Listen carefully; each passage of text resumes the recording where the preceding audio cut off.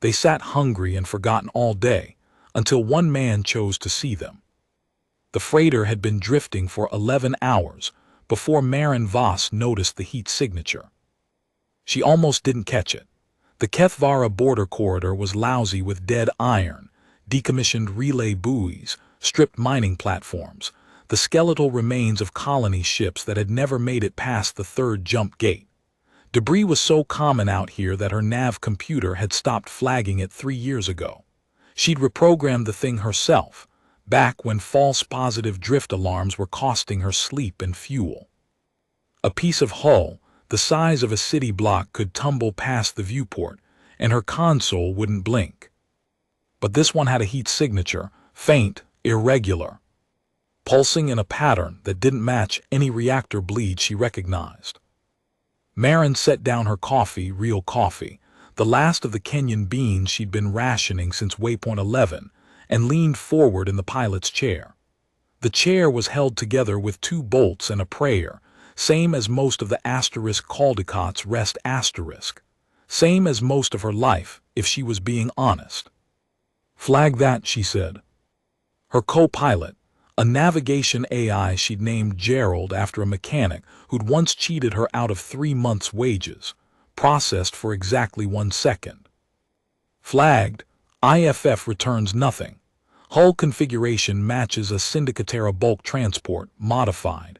Last registered vessel of this configuration in this corridor, the ISV Paler Mundi asterisk, decommissioned 6 years ago. Recommend we continue on scheduled heading, Captain." "Yeah," Marin said, "I know." She stared at the heat signature. 11 pulses per minute. Irregular spacing. Biological systems in distress generated exactly that kind of irregular thermal bloom, not the clean wave of a functioning reactor, not the steady bleed of a cooling drive, but the ragged, stuttering warmth of living things fighting to stay alive in a cold that wanted them dead. She'd seen it before, once, out near the Asa Drift. She hadn't stopped then. She'd been under contract. She'd been 2 days from a delivery bonus that paid 3 months of dock fees. She'd told herself it was probably automated, a thermostat failure, a broken cryopod running its emergency heat cycle for nobody.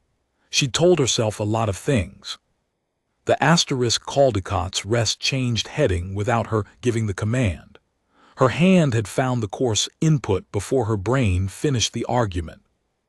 "Gerald," she said, "what's the fastest route to that heat signature?" "Captain, I feel I should note that this is not on our contracted flight plan, and that deviation will." "Gerald." "Plotting now." She came in slow, running dark on approach lights, which was a habit from her years running cargo through contested space. Old habits, the kind that stuck because the ones that didn't had gotten people killed. The Paler Mundi, because it was the Paler Mundi asterisk. She could see that now, the name still faintly visible under a layer of oxidation and impact scoring along the starboard bow, was in bad shape. One engine nacelle had been sheared clean off.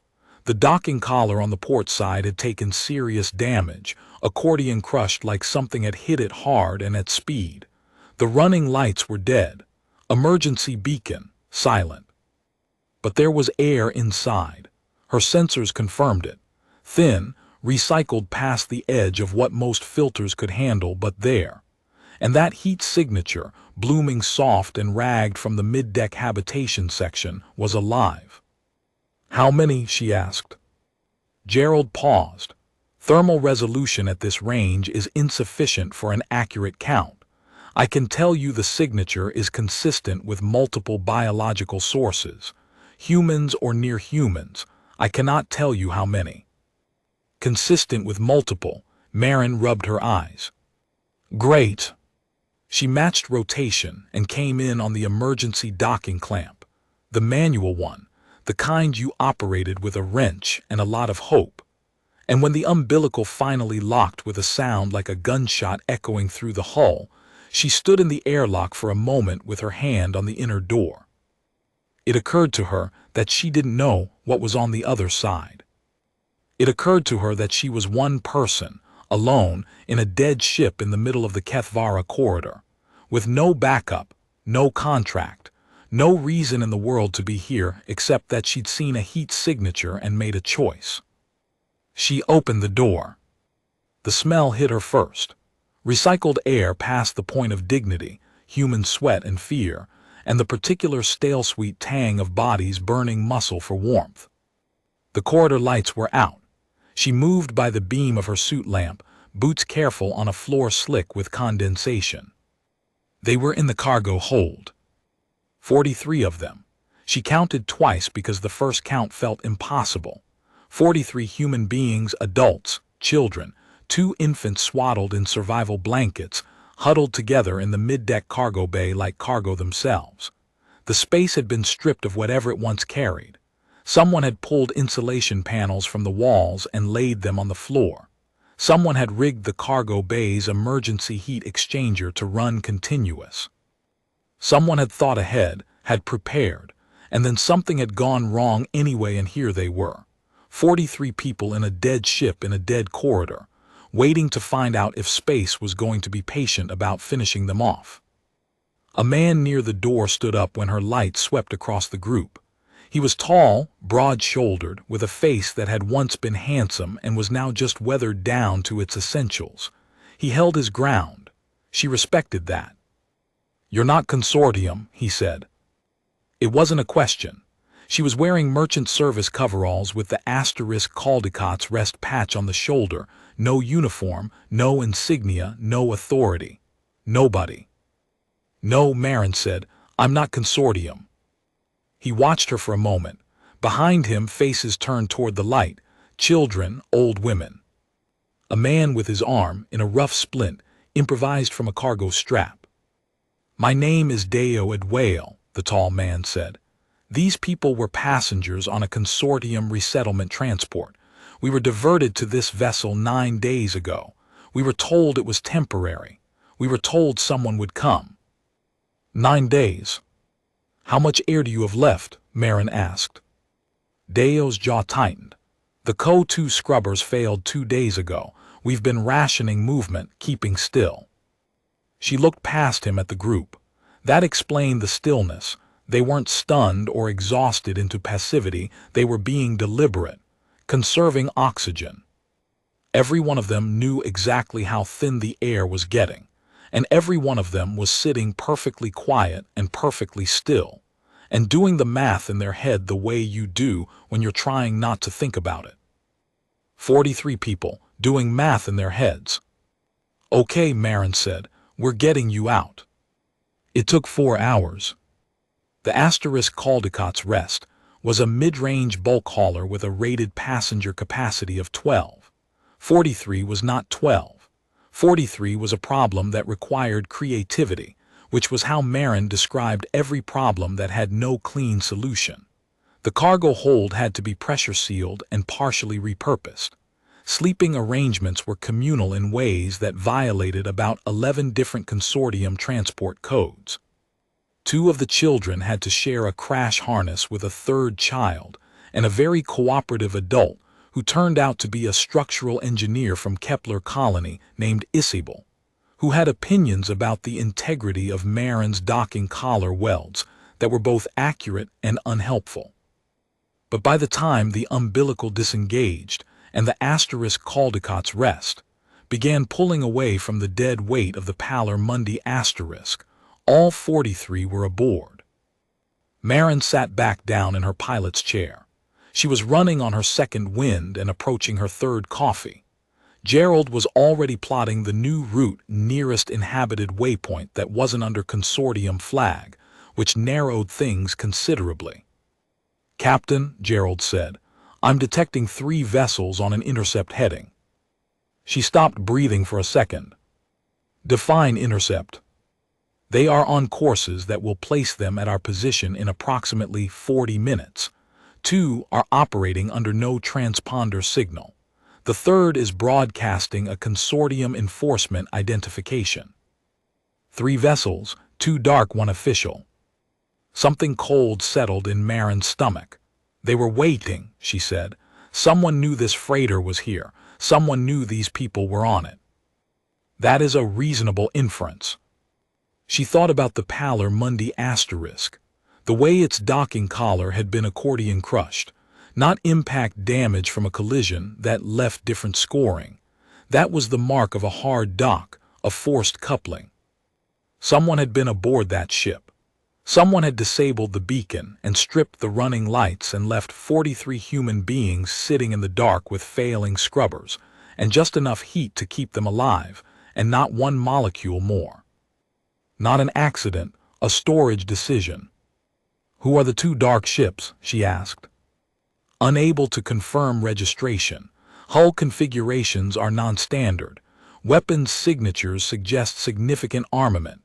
One vessel matches partial profile data associated with independent operators in the Kethvara corridor. The second, Gerald paused. The second is unknown. Unknown. Gerald knew every ship profile in 7 sector databases. How long until they're in weapons range? 31 minutes. Marin put her hands flat on the console for a moment. She breathed.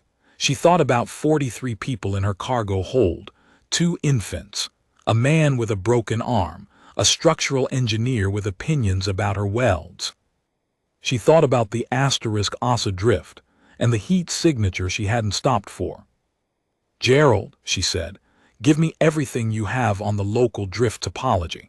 I want to know every piece of dead metal in a 2,000-kilometer radius. That is an unusual request. I know. The first ship to hail her was the dark one with the partial profile match.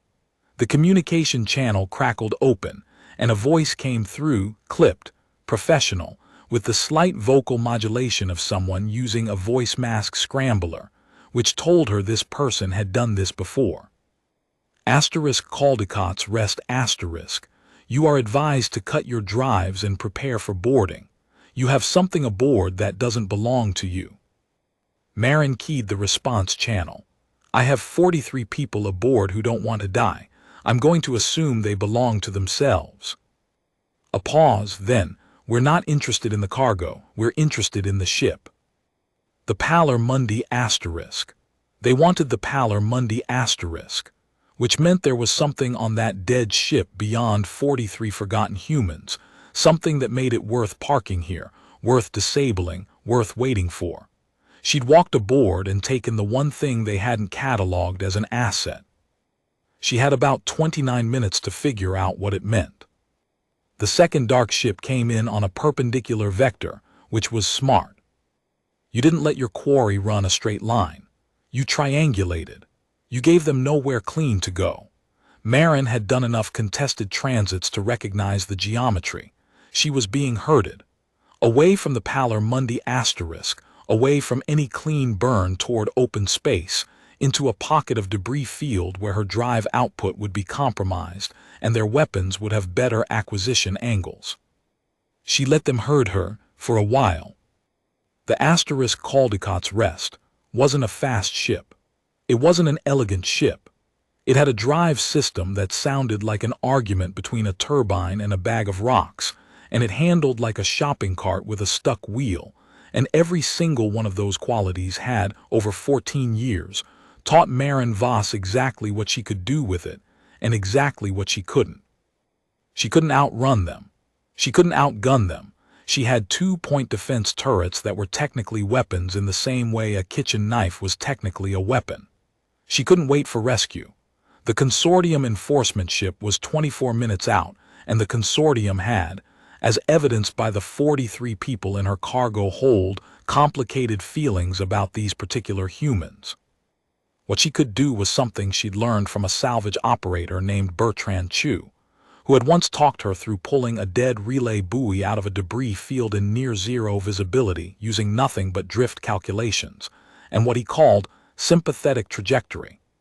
The understanding that everything in space was going somewhere, and if you knew where it had been, you could usually work out where it was going, and if you were patient enough and precise enough and slightly insane enough, you could put yourself exactly where it was going just before it got there. Gerald, she said, that old mining platform, the big one. How fast is it drifting? Relative to our current position, approximately 0.3 kilometers per second on a bearing of. What's the mass? Estimated 180,000 metric tons. And if I put us on a vector that runs parallel to it, inside its sensor shadow, at a distance of, say, 500 meters, the pursuing vessels would lose clear acquisition on us, Gerald said. There was something that might have been reluctant admiration in his synthesized voice. However, the maneuver requires passing through a debris concentration at the platform's leading edge. At our current drive state, the probability of impact with significant debris. What's the probability? Gerald considered. 41%. Great. Plotted. Captain, 41% is not a reassuring. Plot it, Gerald.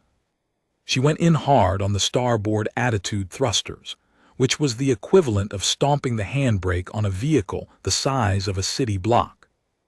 The asterisk Caldecott's rest yawed sideways with a groan that ran through the hull like a struck bell, and then the debris field was around them.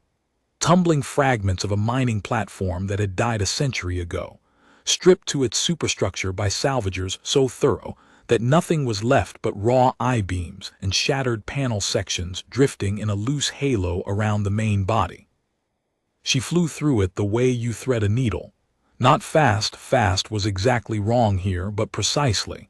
Every input a calculation, every thruster burst timed to the half-second. A panel the size of a bus passed the viewport near enough to read the manufacturing stamp on its edge. Something hit the lower hull and she felt it through her boots, a resonant clang that vibrated up through the chair frame, and for a moment the entire ship seemed to hold its breath. Then they were through. In the shadow of the platform's bulk, running dark, engines throttled to minimum, invisible to anyone without line of sight. The two dark ships overshot.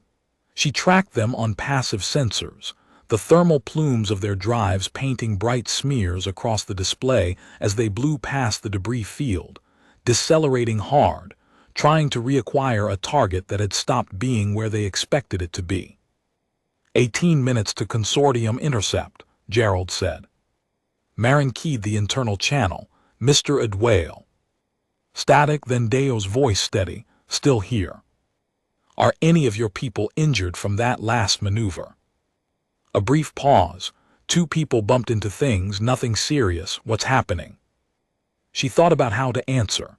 The honest version was, we're hiding in a dead platform shadow with two armed ships looking for us and a consortium enforcement vessel 13 minutes out that might be worse than the armed ships.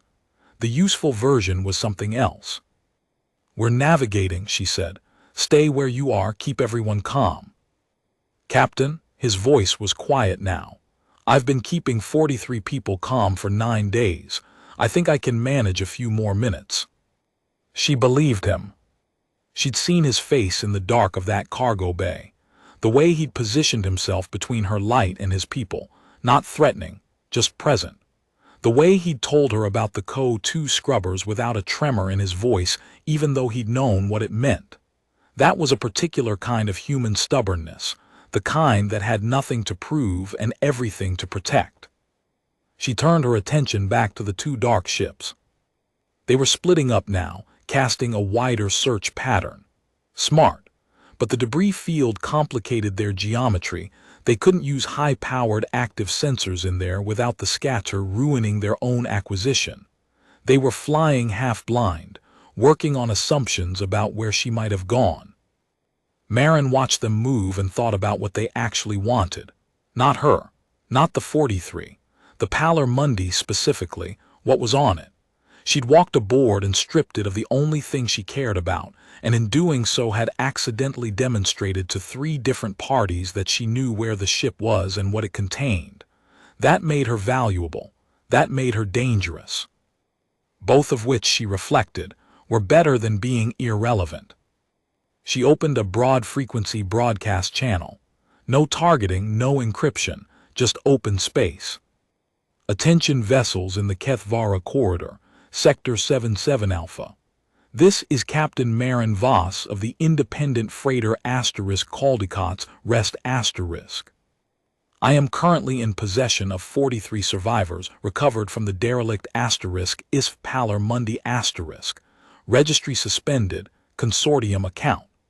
These individuals were abandoned in the corridor under conditions that I will characterize as deliberate and document in full upon reaching the nearest neutral waypoint. I am broadcasting their names and biometric records on this frequency, continuously, for the next 6 hours. Copies are being transmitted to the Independent Merchants Advocacy, the RIM Settlement Bureau, and every press relay station within signal range. She paused to let that settle. Anyone who interferes with my transit will be doing so on the record. Anyone who wants to discuss the cargo aboard the Paler Mundi can file a claim through the appropriate bodies after I've filed mine. Caldicott's Rest out. She closed the channel. Gerald said, "You do not actually have the capability to transmit to press relay stations from this position. We are outside their signal range." I know. That was a bluff. It was a statement of intent. There's a difference. Is there? One of them has teeth. Give it a minute. The dark ships went quiet. Not gone, she could still track their thermal signatures, still see them moving at the edge of her passive sensor range, but quiet. No more hails. No more pursuit vectors. They were thinking, recalculating, figuring out whether she was worth the exposure. The consortium ship was 8 minutes out now. That was the harder problem. She thought about it the way Bertrand Chu had taught her to think about drift problems. Don't fight the current. Understand it. The consortium enforcement vessel was coming because someone in the consortium knew about the Paler Mundi *. Someone had arranged for those 43 people to be on it. Someone had signed a decision. Not necessarily the person in that ship. Probably not. Probably some administrator 3 systems away who'd looked at a line item about resettlement overflow and made a logistics choice the way you make logistics choices when the logistics involve people you've stopped thinking of as people. But the person in that ship had a radio. And now so did every press relay station within signal range, if she could get close enough to one. Nearest neutral waypoint, she said. How long at full burn? Waypoint 19, under RIM Settlement Bureau jurisdiction, 42 minutes. Consortium intercept, 7 minutes. She'd been in harder squeezes. Not many, but some. The thing about hard squeezes was that you didn't solve them by finding a clean path. There was no clean path or you'd have taken it already. You solved them by changing what the problem was. She opened the channel again. Direct this time targeted at the consortium enforcement ship's transponder frequency. Professional, calm. Consortium enforcement vessel, this is Captain Marin Voss. I want to save us both some time.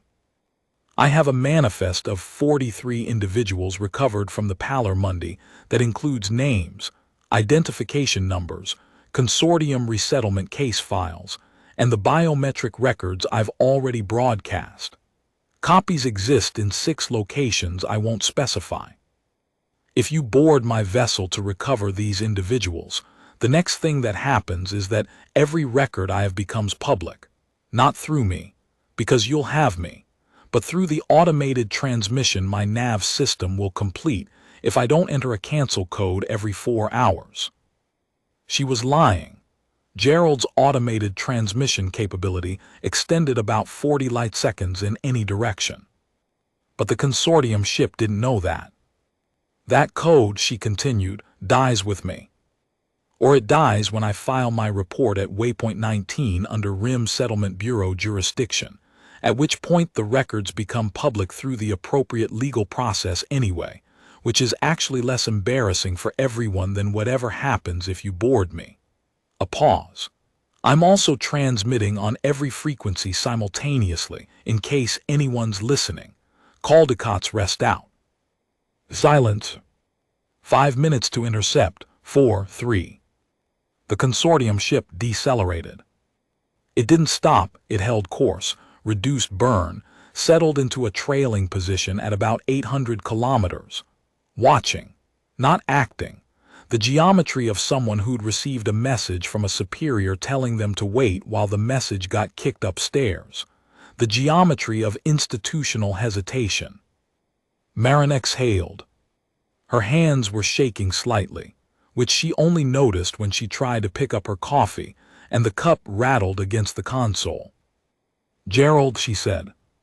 "Yes, Captain." "Plot a full burn course to waypoint 19. "Plotting. Captain, I want to note for the record that several of the statements you made in those transmissions were factually inaccurate." "I know. The Rim Settlement Bureau will ask questions." "I know. You will be unable to answer all of them in ways that are legally comfortable." "Gerald." "Yes. We have 43 people aboard who haven't eaten a real meal in 9 days. Some of them are children. 2 of them are infants who have been alive for less time than they've been in space. The Rim Settlement Bureau can ask me whatever questions they want." A long pause. Full burn to waypoint 19. Estimated transit time 41 minutes. "Good." She sat back in the chair. Through the viewport the stars were still and indifferent and enormous, the way they always were, the way they'd always be. The asterisk Caldecott's rest groaned into its burn, the drive catching and settling into its characteristic racket, turbine, bag of rocks, the whole familiar argument, and Marin Voss, merchant captain, nobody in particular, flew her broken ship toward a waypoint that would ask her hard questions about who she was and what she'd done, and whether she had any authority to do it. She didn't have any good answers for those questions. She had 43 people in her cargo hold and a clear conscience, and approximately 3 cups of Kenyan coffee worth of caffeine left in her bloodstream, and she thought, on balance, that was enough. Deo Adwale came to the cockpit 40 minutes into the burn. He didn't knock. The door was open. He stood in the frame for a moment before she heard him, and when she turned he was looking out the viewport with an expression she didn't quite have a word for, not wonder, not relief, something more complicated, the look of a person recalibrating what they believe about the world. "2 of the children are asleep," he said. "Isabel found your emergency ration storage. She's feeding people." I tried to stop her, and she explained that she was going to do it anyway, and I decided that was a reasonable position. "She was right," Marin said. He was quiet for a moment. Then, "Why did you stop?" She didn't have to ask what he meant. "I saw a heat signature." "That's not really an answer." She thought about the asterisk Asa drift, about the beacon she hadn't followed and the quiet math she'd done, and the delivery bonus, and the 3 months of dock fees. She thought about the weight of a decision you make once and carry for 6 years. "No," she said. "It's not." He came and sat in the co-pilot's chair, Gerald's chair, which Gerald objected to when humans used it on the grounds that it interfered with his sensor array, which was not actually true, but which was Gerald's way of maintaining what he called spatial dignity. Today Gerald said nothing. "There were 160 of us originally," Deo said, "on the primary transport. We were told the resettlement program had secured land allocation on Kepler IV. Most of us had been on the waiting list for 8 years. He paused. "When they transferred us to the Paler Mundi asterisk, they said it was a minor routing adjustment, a temporary measure. They said it in the way people say things they hope you won't question." "What happened to the other 117? "Different ship, different corridor, I think. We were split at the transit hub. They took our communication devices. They said it was for signal management." His voice was flat, not because the flatness was natural to him, but because he'd compressed everything that would have made it not flat through 9 days of practice. "I hope they reached Kepler IV. I don't know. I have no way to know." Marin thought about the 2 dark ships still somewhere behind her, and the consortium enforcement vessel trailing at 800 kilometers, and the dead freighter drifting with its crushed docking collar and its stripped running lights, and whatever cargo was still inside that was worth that much trouble. "They'll know now," she said. "Whatever I broadcast, it's fragmentary. The names I have are the names Isabel gave me, but it's a thread. Someone will pull it." He looked at her. "Will they?" "If they don't, I'll pull it myself." She said it before she decided to say it, which was usually how she made the decisions that mattered. "I have a very annoying nav AI, 41 minutes of coffee left in me, and no particular attachment to my delivery schedule." Something changed in his face. Not a smile exactly, too worn down for that, too much 9-day weight on it. But something beneath the weight, something that had been waiting to move and finally did. "My daughter's name is Amara," he said. "She's 6. She spent the last 4 days believing I was not afraid because I couldn't let her see it." "She'll get to Kepler IV," Marin said. "You can't know that." "No. But I'm going to work on it."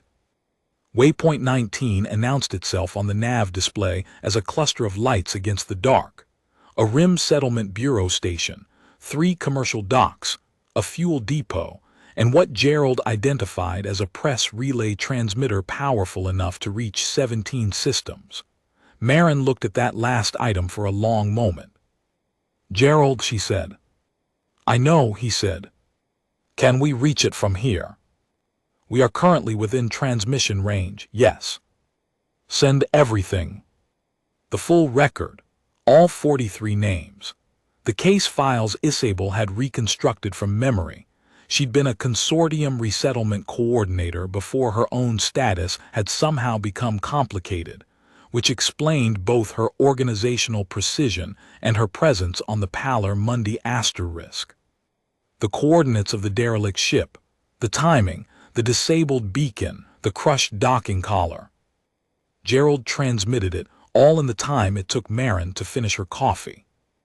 The consortium enforcement vessel, still trailing at 800 kilometers, received the same transmission. It stopped.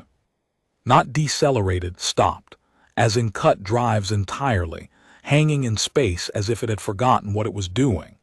The geometry of someone who just received a message from a superior that changed the calculation entirely. The geometry of an institution suddenly aware that it was visible. Marin guided the asterisk Caldecott's rest asterisk into the approach lane for Waypoint 19's commercial dock and thought about all the decisions that had led here. The heat signature, the course change, the 4 hours of shuttle runs, the debris field, the bluff, the broadcast. Each one had been small. Each one had been, at the time, just the next thing to do. You did the next thing, and then the next thing, and somewhere in the middle of all those next things, you looked up and realized you were somewhere completely different from where you'd been going. The dock master's voice crackled over the approach channel, perfunctory and professional. "Caldecott's rest, you are cleared for berth 7. Please note Rim Settlement Bureau inspection is mandatory for arrivals declaring unusual circumstances." "Understood," Marin said. "We're declaring unusual circumstances. We're also going to need medical support, a food service connection, and about 43 berths at whatever you've got available. The bill is going to the Consortium Resettlement Administration, case numbers to follow." A pause from the dock master, a longer pause. "Copy that asterisk Caldecott's rest asterisk. We'll make arrangements."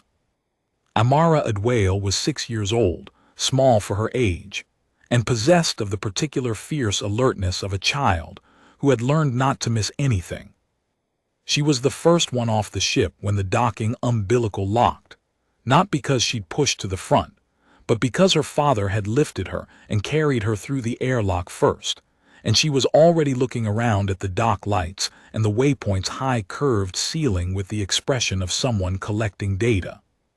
She looked at Marin as they came through together. "You're the captain," she said. "It wasn't a question." "I am. My Baba said you came back for us." Marin glanced at Deo, who was watching his daughter with that face again, the one she didn't have a word for. I came, she said. I don't know about back. Amara considered this seriously. He said you saw us when no one else did. That was true, Marin supposed, more accurate than she'd made it sound. She'd seen a heat signature, which was the kind of truth that was technically complete and entirely insufficient. She'd seen a heat signature, and she'd thought about the asterisk Asa drift, and she'd made a choice. And the choice was the thing, not the sensor reading. Your father kept all of you alive for 9 days, Marin said. I just provided transportation. Amara shook her head with the gravity of a 6-year-old correcting an adult. He said you were the one who chose. Behind Marin, the dock filled with people. 43 of them, blinking in the light, breathing air that didn't need rationing. Medical staff came through the far door at a near run. Isabel was already talking to a settlement bureau officer, her voice crisp and precise and weaponized with paperwork. The particular lethality of a bureaucrat who has decided to apply her skills in a direction her former employers would prefer she hadn't. A press relay operator Marin had never met was sitting at a console 17 systems away, reading a data packet that had just arrived, and reading it again. The consortium enforcement vessel was still sitting at 800 kilometers, drives dark, waiting for instructions that were not going to be simple to give. And on a derelict ship in the Kethvara corridor, the Pallor Mundi drifted with its secrets and its crushed docking collar, and the faint imprint of 43 human beings who had sat in the dark and waited to see if anyone would notice they were there. Marin had noticed, that was all, that was everything. The Rim Settlement Bureau took 4 hours with her.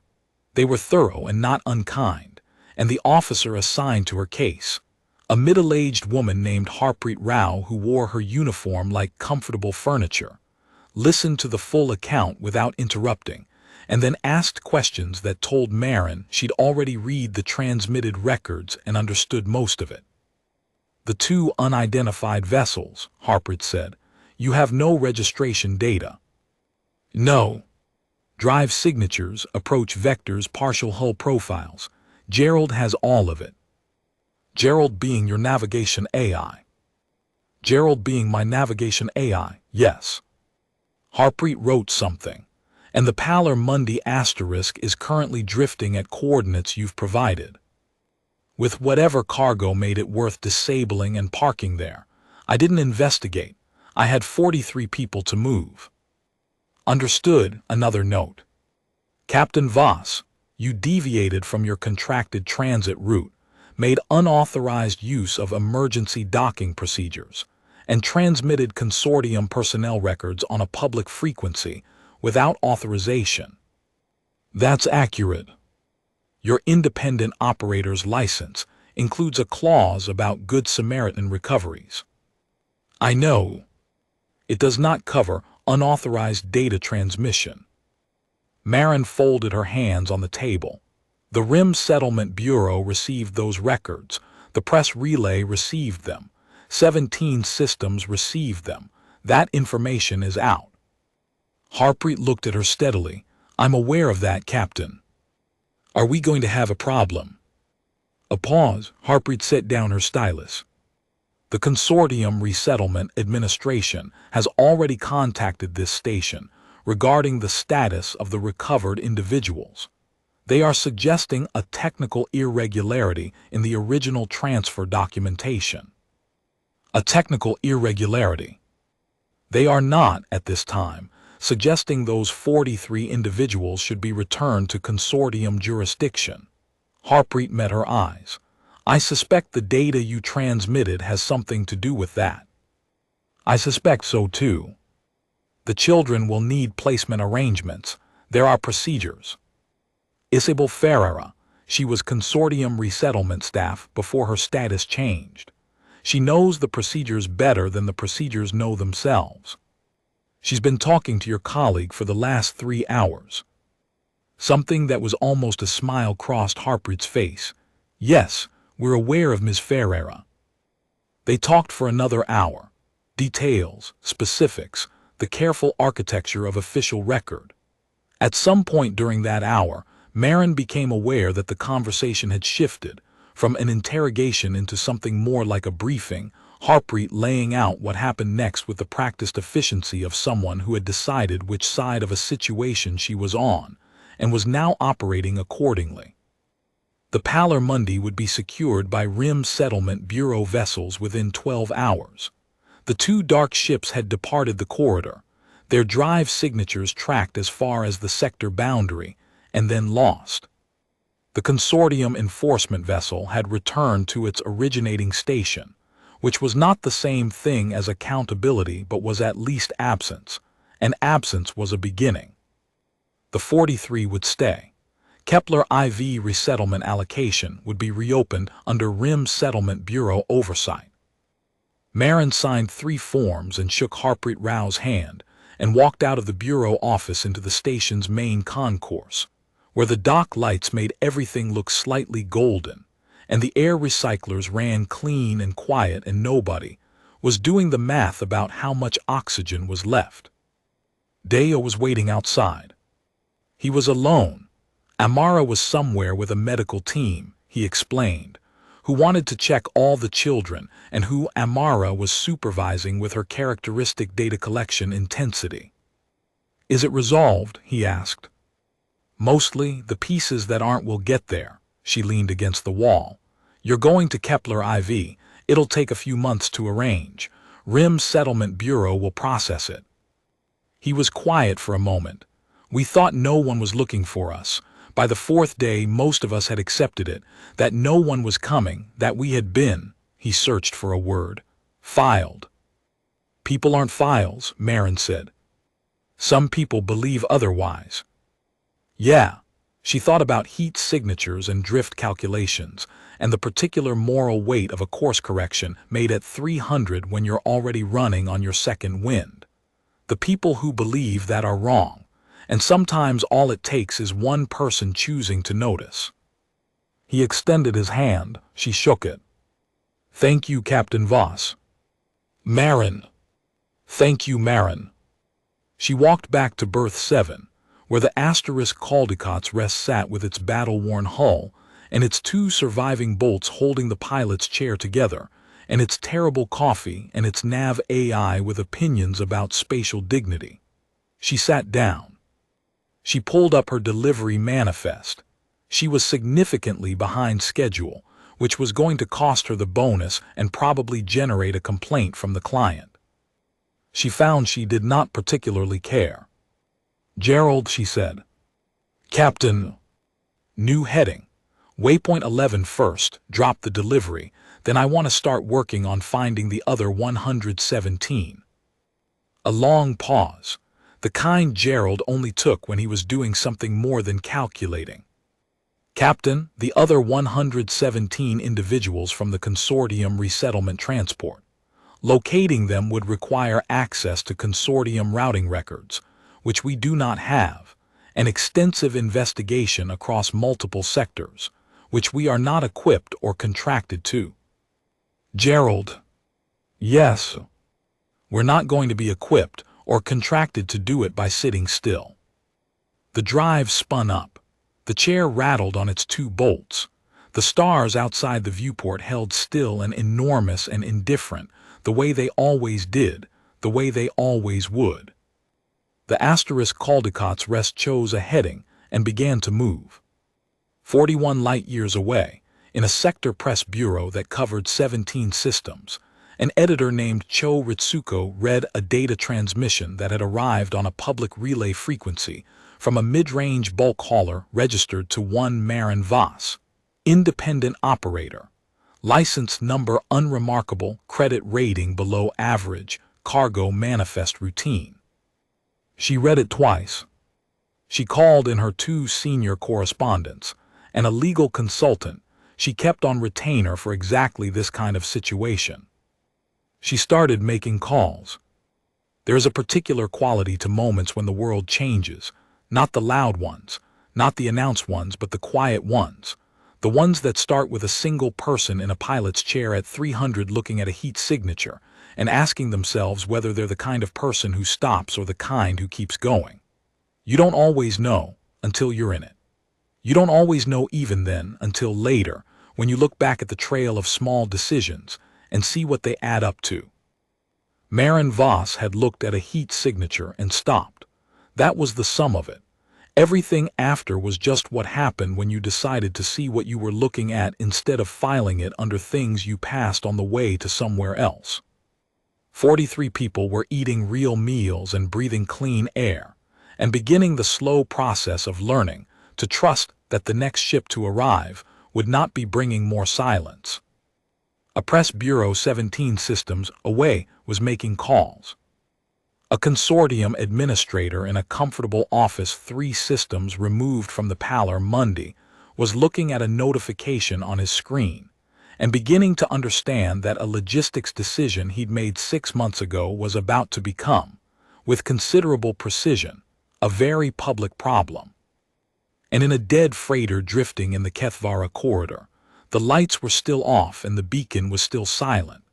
But the Rim Settlement Bureau had already dispatched a vessel, and in 12 hours someone with a wrench and proper authority was going to board it and begin the careful, documented process of turning a crime into a record.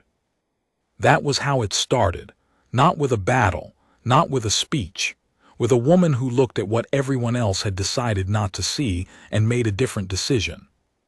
The rest, as they say, was just arithmetic.